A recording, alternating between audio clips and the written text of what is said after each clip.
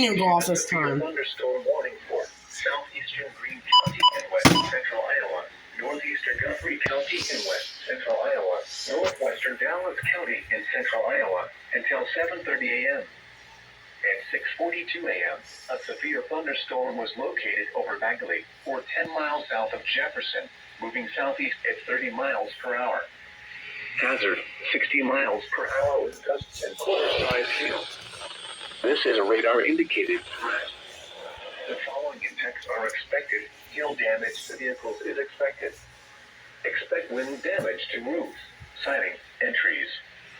Locations impacted include Perry, Minburn, Bagley, Yale, Jamaica, Dawson, Perry Municipal Airport, Springbrook State Park, and Lacken Flu Game Management Area.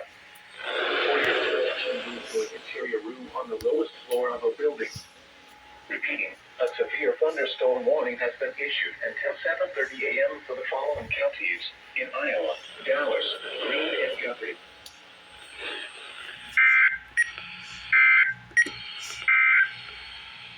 This is Noah All.